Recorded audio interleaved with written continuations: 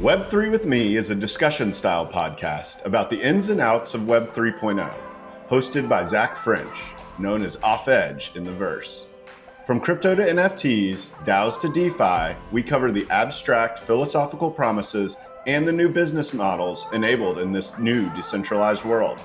Subscribe on your favorite podcast platform or watch the show on YouTube. Thanks and enjoy.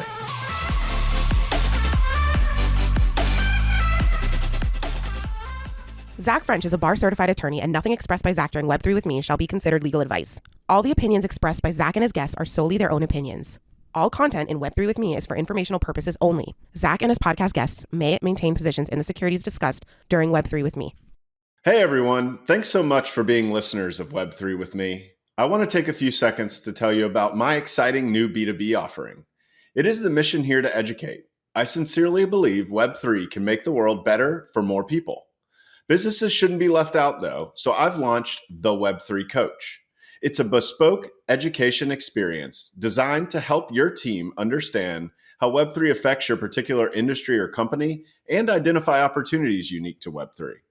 Whether you have a law or accounting firm with a growing number of clients participating in Web3 through crypto and NFTs, or you're a real estate syndicate looking for different ways to raise money, or teams just of fast-growing Web3 companies who want to understand your customers and your new teammates, I make sure you can talk the talk and leave feeling more confident about this crazy new world. Please take a minute to check out my website at theweb3coach.xyz.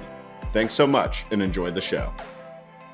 My guest today is Robbie Heeger, the president and CEO of Endowment.org, the first on-chain 501c3 public charity established with the mission of managing and encouraging the charitable contributions of digital assets.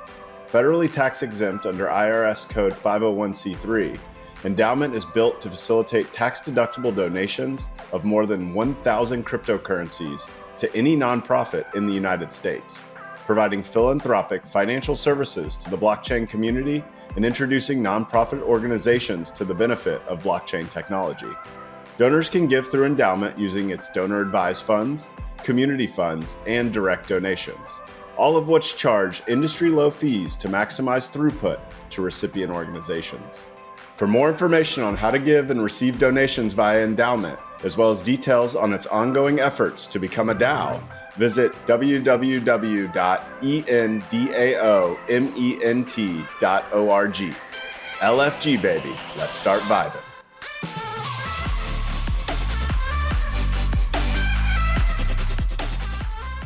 Robbie, welcome to the show. Hey, thanks for having me on.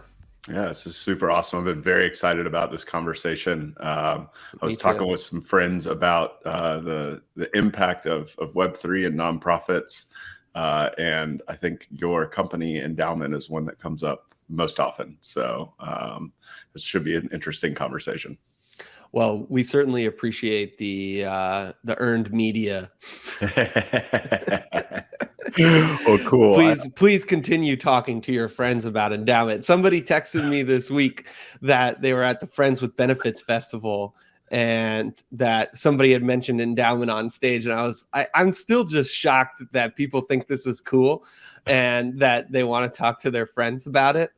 So, we certainly appreciate the free advertising and the love and the passion and support from our community. It's really great.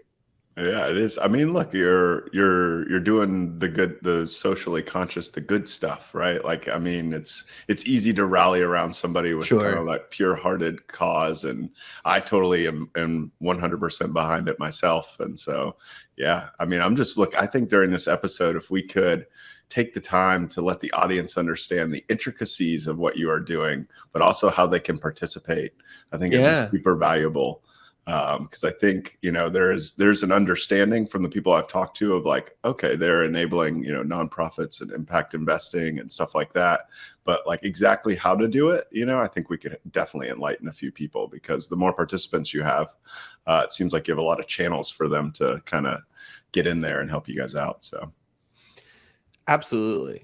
Yeah. So, and I think, just to your point here, like having a just cause is a huge superpower when starting a business and when starting any project. Like, it's just so critical to know why you're doing what you're doing and to know what it is that you're doing in the first place.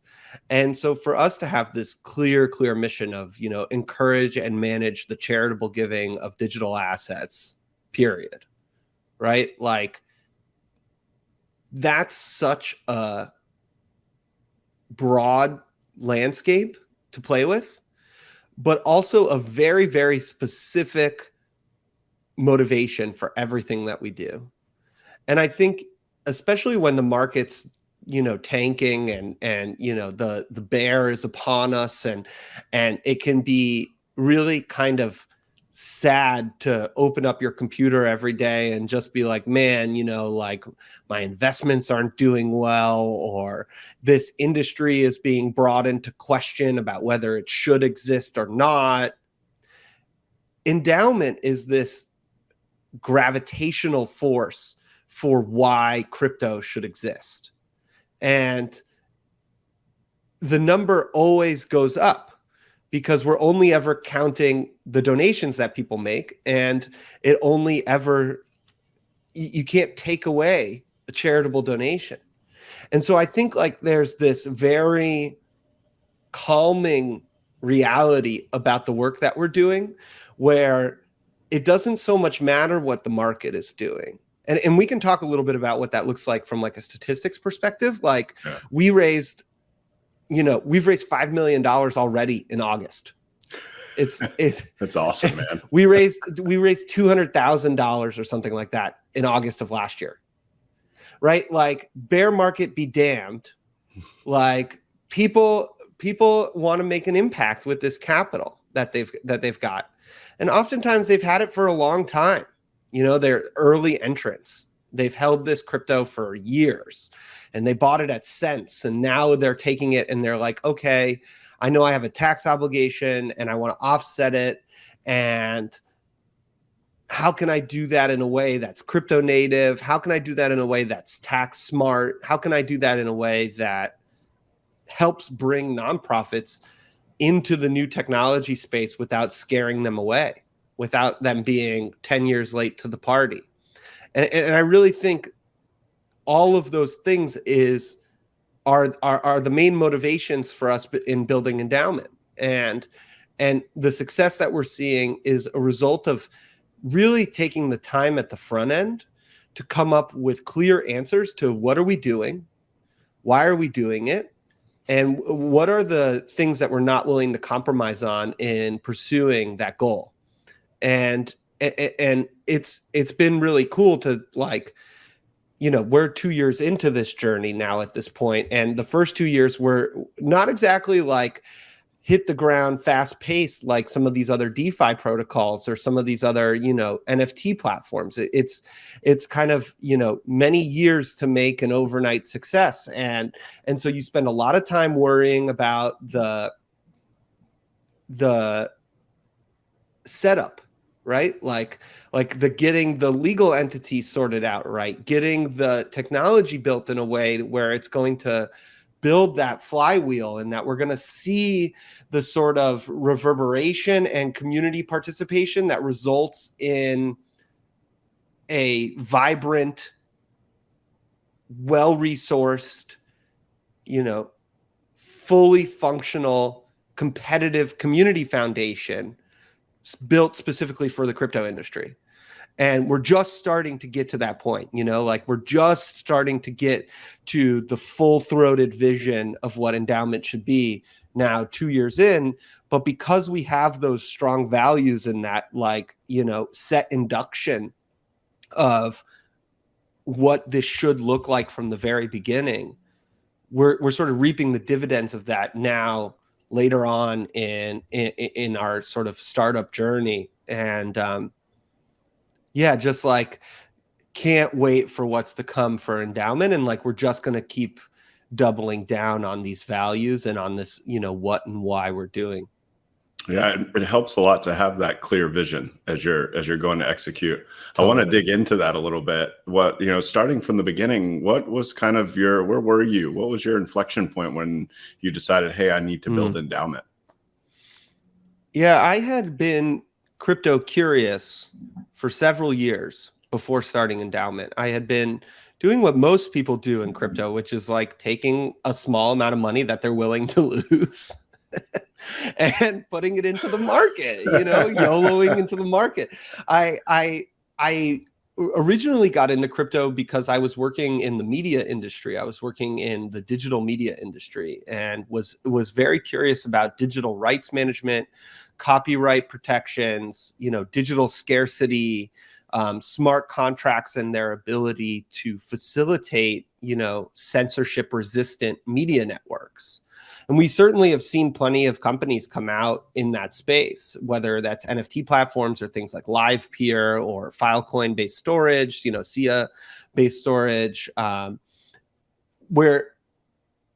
but it was too early for that kind of like consumer application level when I started getting into the mix, which was like 2014, 2015. And then the bull market of 2017, 2018 happened. And I was looking for my next challenge. I was at a big FANG tech job, and I was doing like operational work, kind of product development, product management, and operations work at Apple at the time. And I had gotten used to giving stock away to charity because Apple at the time was performing really well. And so I had all this like low cost basis, high capital gain, appreciated stock. And I learned through like financial advisors and through, like my friends and family who had donor advised funds, that donor advised funds were a thing, that they existed, that you could give the appreciated asset without selling it first. And then the charity that you give it to liquidates that asset and then takes that cash, puts it into this account called a donor advised fund. And then you get to use their portal to be able to select nonprofits that you make recommendations about where that money gets distributed to. And meanwhile, the nonprofits also are tax exempt. So when they liquidate it, they're not paying taxes on it. Right. So you get 100% of the value of the donation as a deduction, as a tax credit, and you get 100% of the value of the donation to be distributed to the end organization, right? Like in contrast, if I were to take, my Apple stock or, in the case of crypto, my Ethereum or my Link or my, Bitcoin or Filecoin, Litecoin, Ripple, what have you, right? If I were to try and give that to an organization, either the organization has to accept that crypto already, which is like few and far between, or you have to sell it for cash, and then you incur the gain. And now you owe tax on the gain. So you only have like 70% of what you sold left to give. And then you only get 70% of what you were going to give as the tax deduction. So like donor advised funds are the fastest growing philanthropic vehicle in the country.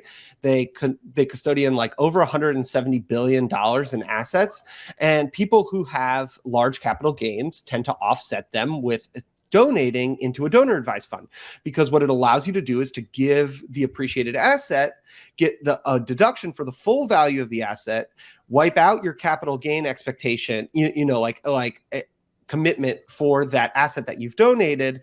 And now you have 100% of the value of what you donated available to give to any nonprofit in a nonprofit to nonprofit transaction, right? Because when you give it to a donor advised fund, you're giving it to a nonprofit. They give you the tax receipt. And then you use their portal to go in and say like, okay, I want to give this to UNICEF. I want to give this to United Way. I want to give this to, the Diane Fossey Gorilla Federation, and you get to pick what you want to give to over time. And in most donor advised funds, you can even invest the assets in the donor advised fund in a series of like pre-approved investment opportunities, and you can watch that capital grow as well. And so for a lot of people, there's like this awakening to donor advised funds. And so, fast forward to 2019, I have just left my big corporate job, and I took some time to learn how to code because I've always wanted to know how to code. And so I kind of did like a Robbie boot camp for learning how to code. great couple of classes on Udemy and on, other learning platforms, YouTube included, but did a bunch of research, a bunch of like syllabi cross-referencing, learned how to find good classes, then found good classes, and then took good classes. And at the end of that was kind of torn between what I should do next. And I had just left this job and so I no longer had a sort of stream of stock rewards coming my way, and most of what I held assets wise was in crypto, and I was doing all right in crypto too.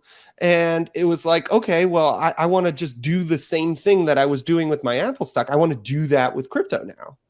And I went looking to go see what was out there for sort of giving options in crypto, and didn't see donor advised fund provider that was like built in a way that understood the value of this technology, right? There was no donor advised fund provider, no community foundation that was, using smart contracts, accepting a wide range of tokens, leveraging DeFi, using stable coins to process grant delivery. There was nobody doing the work of a community foundation from a crypto native frame of reference.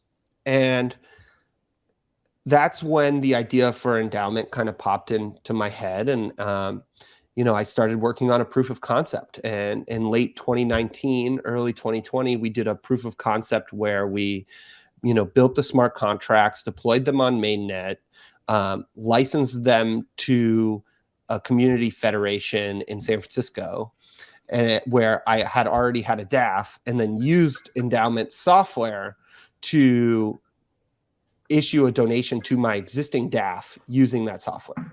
Nice. And that turned into a 1023, which is the application for tax exempt status.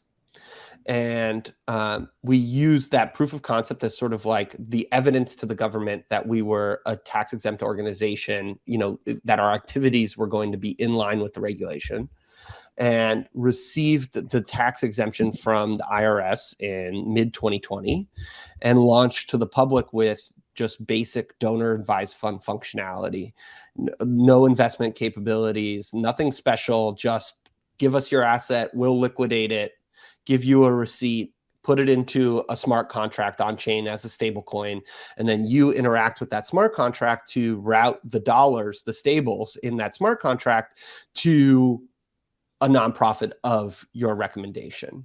And in 2020, we were live for like 3 months, fourth quarter of the year, raised something like $275,000 in charitable donations, which was cool. It was kind of like, okay, this works, right? Like if we can do this at 6 figures, in theory, we could do this at 7 or at 8, right? And that led into 2021.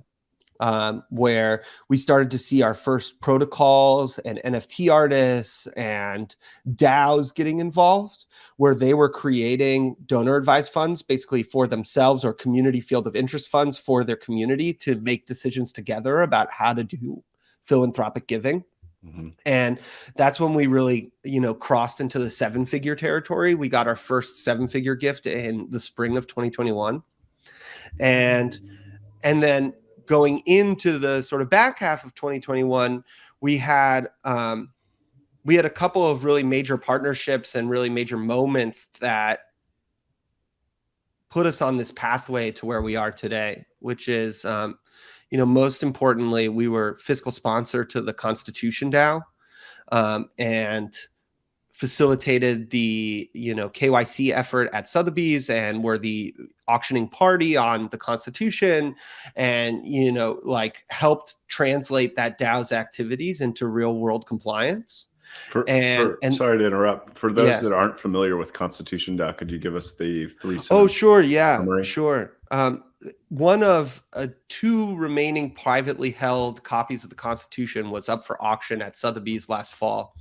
And a DAO came together called Constitution DAO, a decentralized autonomous organization. It's basically a group of people using a crowdfunding platform to amass capital together in crypto. They amassed almost $50 million in assets over the course of about 6 days. And in order to participate in the auction at Sotheby's. And we came in around day 3 because they realized very quickly that they needed a legal entity architecture that reflected the nonprofit mission of the DAO, which was to show the document in museums publicly for, you know, the masses to get exposure to like civic engagement and American history. And so we fiscally sponsored the DAO.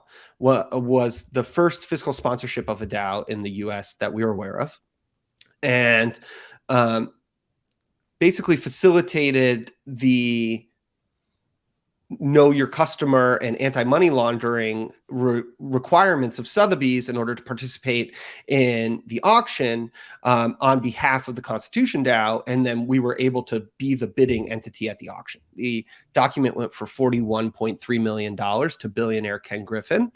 And we were very, very close to winning that document, but we're frankly outgunned. And it was just a huge captivation of the energy of the crypto community to see how many, you know, tens of thousands of people contributing to this DAO, and the way that this group of core contributors came together to secure the fundraising and to make sure that, you know, they were able to participate at the auction. And to be a part of that group was just like, my wife likes to call it getting, you know, called up by the crypto CIA. It's like you kind of drop everything and just start working on this DAO until you know you reach your goal, right? Like it's like your country has called on you, and it was the craziest week of our lives, and I hope we see more things like it. And, you know, we've definitely done a few things kind of similar to it. But that really kicked off Endowment starting to gain some of that mind share in the broader crypto community. And we ended last year with, you know, a really massive amount of growth in how much money we were able to fundraise, how many people we were able to bring onto the platform, both organizations and individual donors, as well as community-based donors, and wound up 2021 having raised $28 million in charitable donations. Congratulations. That's awesome. We continue to experiment to this day with, you know, teams across the world on how to incorporate charitable giving into the work of protocols, NFT platforms, even, you know, centralized providers, and portfolio managers and tax preparation softwares. And, you know, really what we're trying to do is to carry the flag of a community foundation for the broader crypto community. And historically, this has been a great way to build a philanthropic donor base in a newly capitalized industry. You know, we look at the best corollary here is probably the Silicon Valley Community Foundation, which is, you know, a multi-billion-dollar organization that was born out of the Silicon Valley entrepreneurship community in the 70s, 80s, 90s to grow into becoming, you know, one of the nation's 5 largest nonprofits, because they understood the core values and expectations of the entrepreneurship community that was building, you know, Web 1.0 and Web 2.0 companies and generating wealth in that broader community. And then they say, okay, you know, this community has certain values when it comes to how it likes to give, whether that's about the infrastructure that they use to make the giving, whether that's about the technology that they expect to be incorporated, or the nonprofits that they want to support. And so we're applying that same model here with Endowment.org, where we're saying, okay, here is this new cohort of donors who have just a completely unique expectations when it comes to see out the financial institution. And so to be on that bleeding edge of decentralizing our governance, of using smart contracts to facilitate our grant making, of using decentralized software services, financial services to facilitate the liquidation of gifts, the delivery of assets to nonprofits, to bring nonprofits into the crypto environment with a sort of good taste in their mouth, a nice first experience that doesn't require, thousands of dollars in upfront costs or new board policies or new investment policies, where it just looks like they're interacting with another community foundation, but getting the exposure of crypto has been hugely successful for us. And I think when we to come back to like, what are we doing and why are we doing it? What we're doing is we're building a crypto native community foundation in order to showcase the democratizing power that this technology has to sort of create a new model for philanthropic financial services in the United States and abroad. And really to bring robust tax mitigation primitives that exist in the traditional finance space into the decentralized finance space in a way that doesn't compromise on compliance, but also doesn't compromise on the utilization of the new technology. Because that's the mix that you have to have in order to bring these primitives to market and still get the crypto community excited about the fact that you have, some amount of trust incorporated into your system. You have to try and kind of like pull the two apart all the time. Did you identify that early? I mean, I wanted to dig deeper as to why you spent the extra time and effort that I'm sure it took to build the infrastructure legally sound. But was that kind of like an early insight for you when you started Endowment? Because I think it's a product of having worked in the tech industry for as many years as I had prior. I'm a huge fan. Shout out to Ben Thompson and Stratechery and like all of their work around like aggregation theory and around just like critical analysis of the tech and internet epochs that have come about circa, like internet 1.0 in the 90s, internet 2.0 in the aughties, and, like internet 3.0 in the teens. What was abundantly clear from my, sort of self-education there and from my own experience at Apple and just being in the tech space writ large is that the companies that succeed are the companies that build for the new epoch rather than trying to translate the old epoch into the new epoch, right? So rather than taking a software as a service model, right, you kind of have to take a distributed token like labs and associated protocol administrators model that I don't think has been like properly, it's kind of like balance sheet as a service or like financial primitive as a service kind of thing. But like I had spent a lot of time, both as an investor and as a builder, thinking about what does Web3 native entrepreneurship look like and in the like pretty robust regulatory regime that is the United States. And how do we strike a balance between I am an investor, I have the reality of needing to pay my taxes, and therefore I have the reality of needing a compliance-minded financial institution to help me offset my taxes. But also I want them to get why decentralization matters.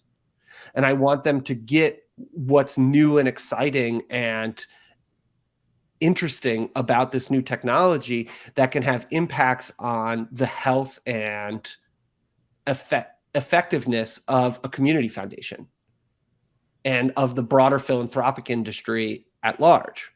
And I think like I was in a very privileged place to be able to just say, I don't really care about the bottom line for a couple of years.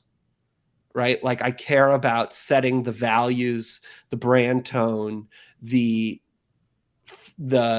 engineering infrastructure to build on a 7-year trajectory for the coming Web3 epoch.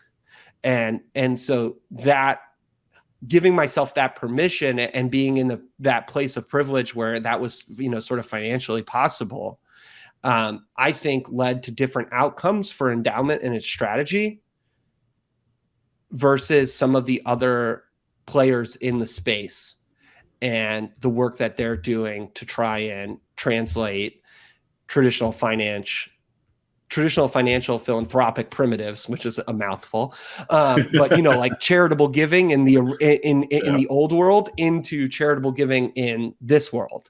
And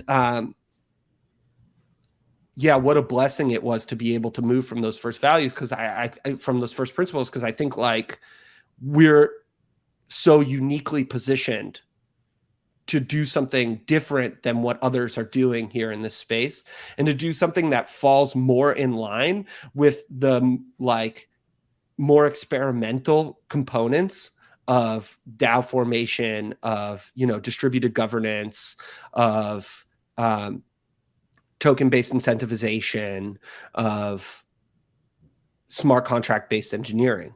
And that's been like a huge unlock for us, both on like the recruiting front and on the fundraising front and on the like user acquisition front. Like it's a slower burn, but I have a lot more confidence in where we're headed as a result, because I know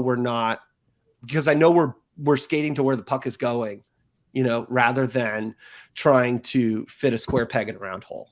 Yeah, it sounds like you are able, and this is a reverberating problem throughout Web3 is the hype, right? And you were able to kind of escape the hype, the short-termism, the speculative side of the industry, where everybody was looking to make a buck, because fortunately you were not having to make a buck. You were just trying to build a good company that lasts. I often talk about Endowment as succeeding if we're here in 50 years. I love right? that. Like that's really the metric to me. And that's hard because like Endowment is two entities. Endowment is a nonprofit community foundation, endowment.org. And then there's also a labs entity, much like many of these protocols have a labs entity, whether that's Aave Companies, Uniswap Labs, like insert labs entity name here, where they're building a protocol over here in the company. Mm-hmm. Right. And that needs to be venture investable. Mm-hmm.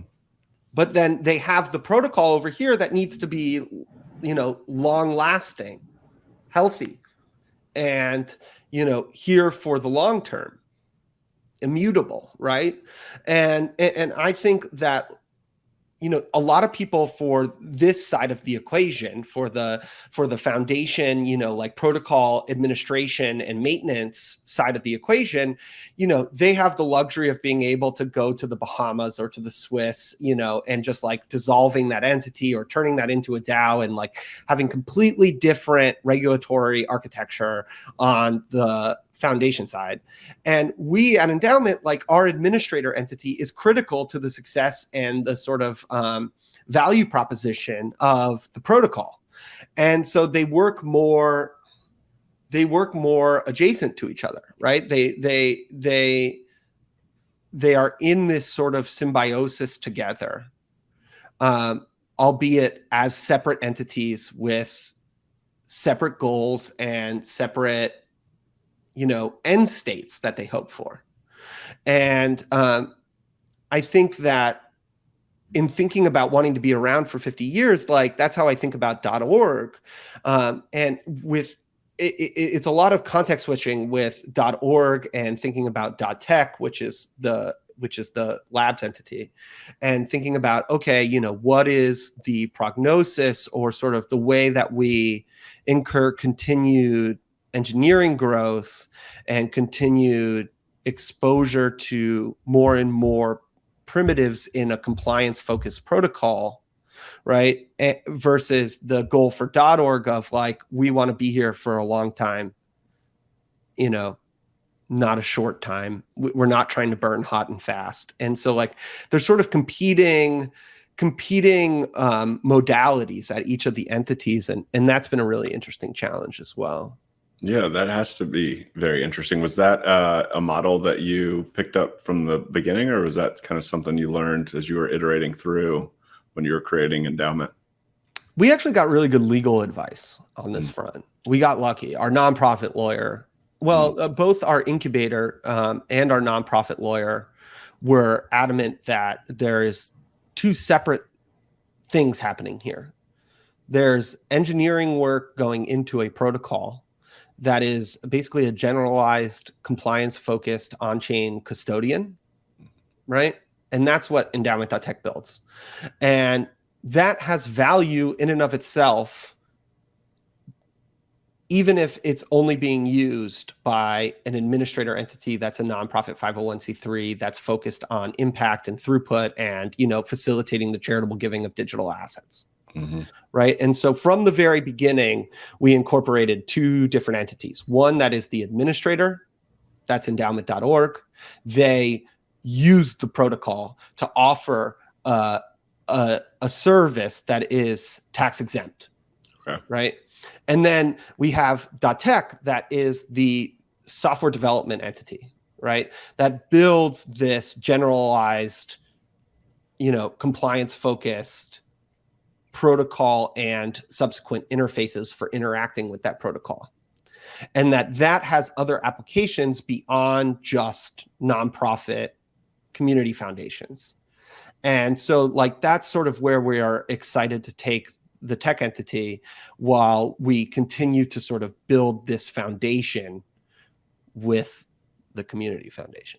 Yeah, it's a great model. I'm like fascinated by this. I think it's there's just certain, I think one of the big counter arguments you hear to DAOs and decentralization is like, it's really hard to get anything done when you're decentralized, right? And I think one solution to that is, I think Jesse Walden proposed a couple of years ago, was progressive decentralization, right? Starting off like a startup, very centralized, finding product market fit, and then progressively decentralizing. But this sounds like kind of like even a new hybrid of that.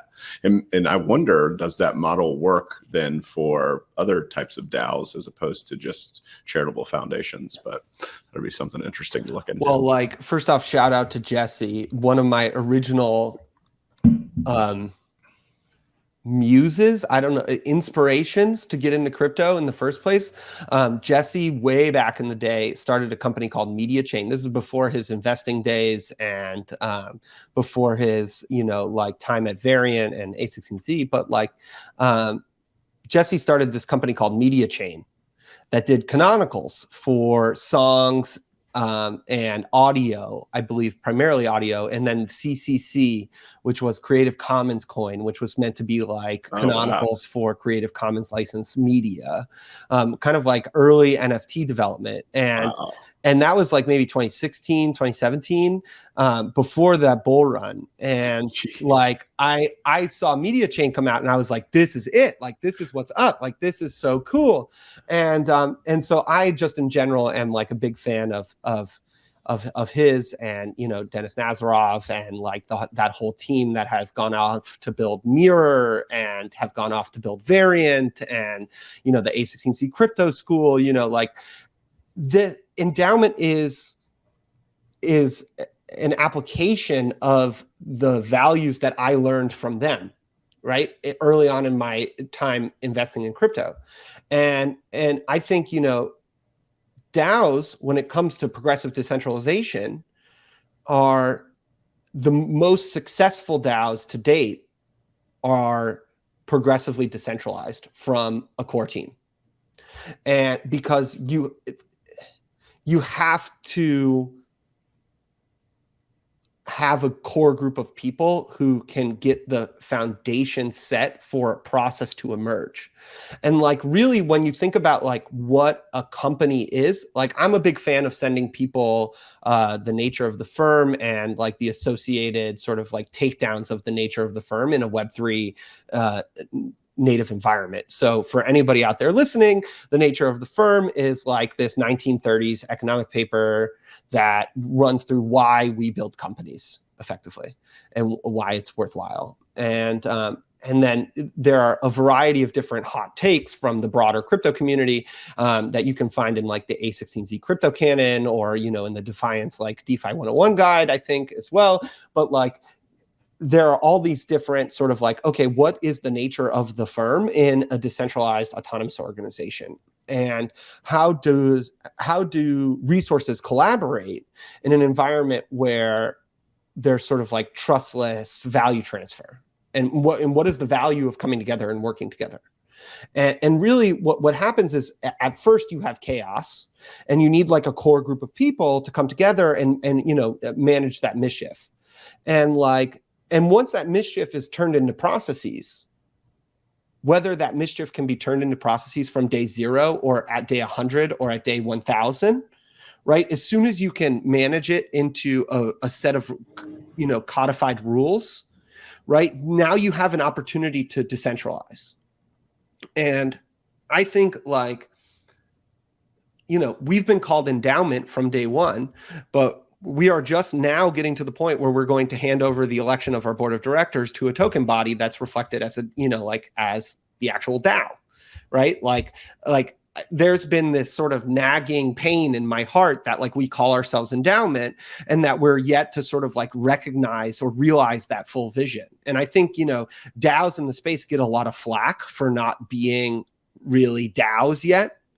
But I generally think that like the market will give you time as long as you continue to be transparent about where you're headed, what your plans are for progressive decentralization, and articulate why you don't have a choice right now but to be a little bit centralized, right? Like we have a tax compliance architecture that's critical to the value proposition of endowment.org, right? We cannot be anything but tax exempt. Otherwise, what's the point of interacting with endowments contracts, right? Like other than just out of the good of your heart.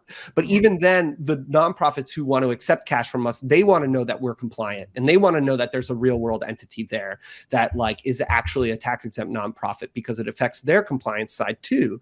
And so like we don't have a choice but to prioritize centralized compliance in the US market first. But now what we're getting to do, now that that foundation is laid, is we're able to say like, okay, what can we transition progressively to a decentralized token voting body? And how can we give away that token in a way that reflects people's contribution to the underlying advancement of the mission of endowment.org? And how can we do that in a way where we don't risk the entity status that we have at endowment.org? And that takes many thousands of dollars, many hours of legal work, a lot of entity transitioning. And that's what we're in the thick of right now, and really looking forward to having out in the world, you know, right around Q4 this year. So, you know, lots of interesting development going on there. We are on our journey to progressive decentralization, and, you know, very proud to have the folks at Variant in our ear, and sort of like being able to call on them and ask for their advice, you know, occasionally, and just really love that team and think like the work that they're doing around like putting words to this stuff is great. And, you know, we see that across the investment space writ large, right? Like we've seen Paradigm put out, you know, an extensive white paper around DAO, DAO Entity Architecture, and we're very proudly cited in that. You know, we've seen A16Z put out a playbook for an unincorporated nonprofit association for DAOs to be able to do tokenized governance.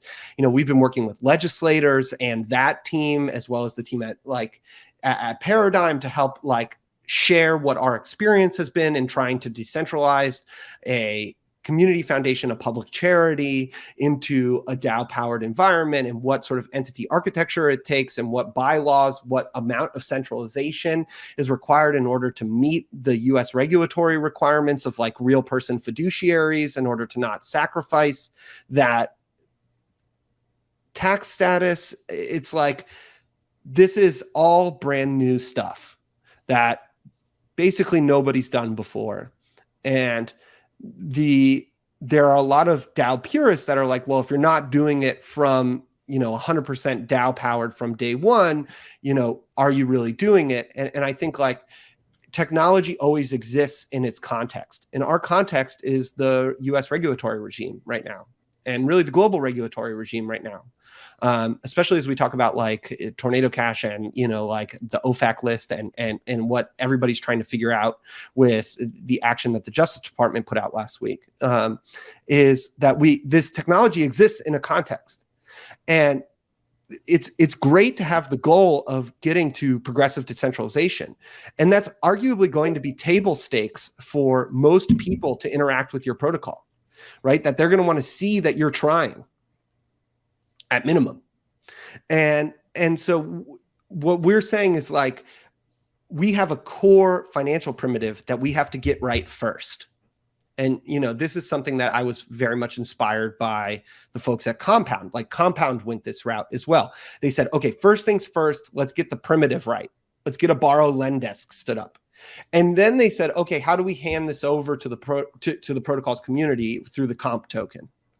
Right. And there's a lot of that playbook that's been recreated around the crypto community. And like, we are no exemption to that. And I think like, I find that the reason why we hear from Jesse or from, the Compound team or the Aave team or the Uni team or, even the Sushi team and like all of these DeFi protocols and beyond is that like, you got to start from somewhere, but you've also got to make it a really high priority to migrate towards decentralization as early as possible. Nice. It's true. I mean, look, I think it's a bit idealistic to think that you can start as a decentralized autonomous organization from day one and get anything accomplished, right? It's always been the kind of the quarrel with the whole thing. And then when it is forced, then people pick you apart for not being D, A, or O. Right. Like there's always something that they're kind of nitpicking at. So it's reinvigorating to see that that you guys are doing it the right way. And you've got good advisors on there. I mean, that is that original progressive decentralization paper, I feel like is like one of those things that I read probably every few weeks just to to remind myself about it. It's cool how Jesse really how he had the foresight to go in and create something like Media Chain back in 2016, I mean, you said 2016, right? Yeah, it was something like that. I don't remember the exact timeline, but it was something. And I wonder if we're going to see a return of the CCC with all this new CC0, big changes there. Okay, so I'm glad that you guys have really done really put a focus in on progressive decentralization. You're taking the long-term route in an industry where I think one of the most common conversations I have with my guests is like a month is like a year in this space, right? Because everything is moving so fast, and a lot of that is propelled by the level of speculators and people just feeling like that, and the developments that are going on in the industry, and so many things are changing all the time. And it's honestly the barrier to entry is pretty low from an NFT perspective. From a fungible token perspective, being able to launch an ERC20 is pretty easy. I think Dogecoin's founder was quoted the most on saying he only spent a few hours maybe creating Dogecoin. So, I mean, there is the easy trap to fall into, which is like, I'm going to do this really quick. I'm going to make quick decisions and I'm going to jump in on this hype train and it's going to be great. But you came at it from like a long-term perspective, realizing that you needed the regulatory framework and the right infrastructure in place. You looked at it from a first principles perspective, which is key because you can't really change an industry without looking at the way that it functions at its core. But then when you were looking at it long-term, it's almost like you realized what the second order consequences of it were going to be. Right? Like for people to participate in a decentralized community fund and be able to give not just assets that appreciate, right? Like I think I can see how Silicon Valley was the originator, or like one of the largest versions of this DAF, because they had all this equity that they were earning. And this equity, look, it could easily go to zero, just like crypto, but it could also exponentially grow in value, which triggers all kinds of taxes that you have to pay. So, I mean, you're kind of catering. I mean, even when it goes down, right? Like we have people, volatility is people trading. Yeah. Right. Yeah. And hopefully you do a good job of trading and you make money. Right. And for a lot of people, like it's almost sure, like a bull market, like makes more people that have made money. Right. But it's not, we haven't yet, and we probably don't have the sample size yet, but like we haven't yet seen that huge downturn in giving either when the market comes down. And, you know, I think like it's just so interesting to see how multivariable the equation is for whether somebody gives or not. And so it's not just about whether you had huge gains. That's a part of it, but there's a whole constellation of components that come together to make the decision that somebody's going to give. And it's validated. You know, I really appreciate the kind words about the way we've gone about it at Endowment. But to me, it's like each one of those things is table stakes to closing the donation, right? That if you take away any one of those items, that it's less likely that a donor uses Endowment. And to build a company that makes it amongst the millions of companies and the millions of tokens and the millions of startups that are going to happen in the same time period that Endowment will hopefully exist, you have to put together that whole constellation. And you have to keep constantly asking yourself, you know, what are you missing?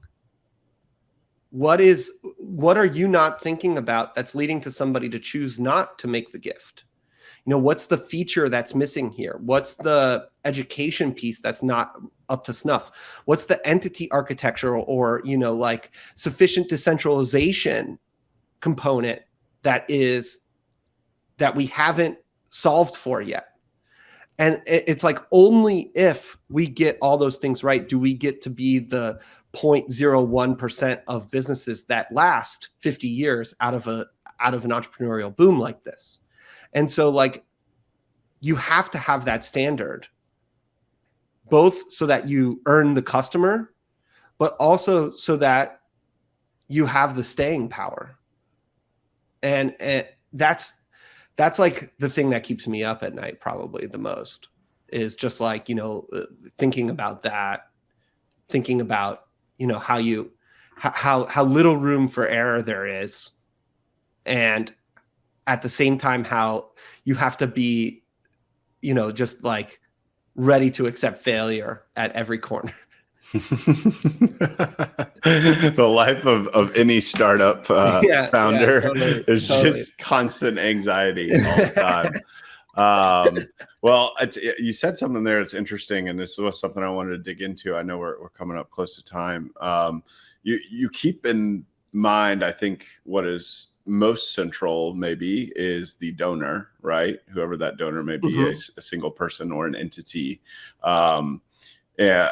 How are you typically onboarding donors or engaging with donors? And then what other parties are you having to keep in mind in order for your business to flourish? Are there other participants that help in the equivalent of your supply chain for Endowment? Yeah, donors are our customers for, you know, like, at least in the like business sense of the term. Like, who do we serve? We serve the donor. Organizations are users, really. They're the ones getting the platform for free. And they are also a user group that we have to serve. But there's not a whole lot to do with organizations if there's no donors, right? So, part of us setting the donor as our core focus is, kind of just like a really simple follow the money kind of philosophy. Yeah. And the last cohort that we sort of see as like a core audience is financial professionals.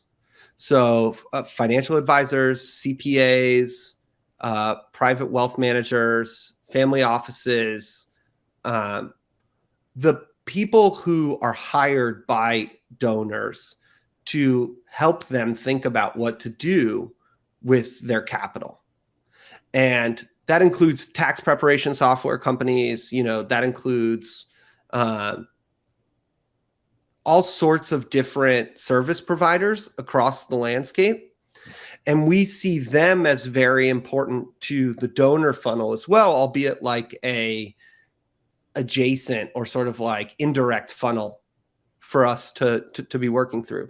But the reality is that most people have some either piece of software or individual service provider who helps them think about their tax obligation. And we need not only the donor to know about the fact that philanthropic, giving is one way to offset or mitigate their tax obligation, but also we need the professional to know that there are options for self-directed crypto investors to be able to go off and not have to transplant their crypto holdings back into the traditional finance space in order to get this tax benefit. And so those are our three core audiences. We spend a lot of time with nonprofits because nonprofits have direct relationships with donors, but also because we want to see nonprofits like a byproduct of endowment success is the broader nonprofit industry having a leapfrog moment where they move from paper checks to blockchain interactions. And that's a really exciting side effect of endowment success is that we offer nonprofits this very approachable leapfrog opportunity. And so we spend a lot of time with them talking about that, helping to educate their donors, helping make sure donors know that they accept crypto, help them understand how that works, what the sort of flow of funds is and how we get money to them.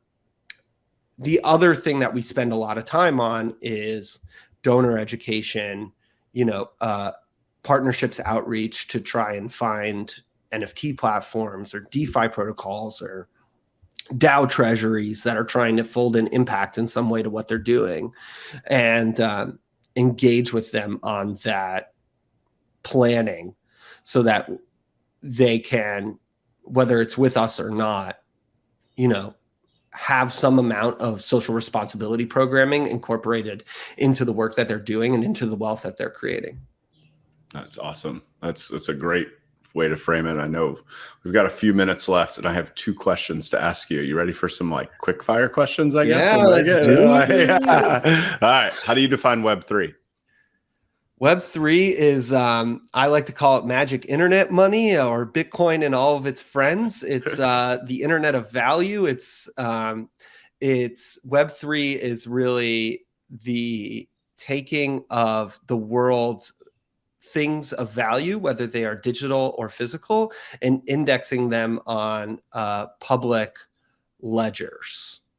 Love that. All right. And then what does the next 6 to 12 months look like for Endowment? And what does the next 5 to 10 years look like? Since we're on a 50-year spectrum here, I'm really interested in this. The next 6 to 12 months for Endowment looks like a new contract suite.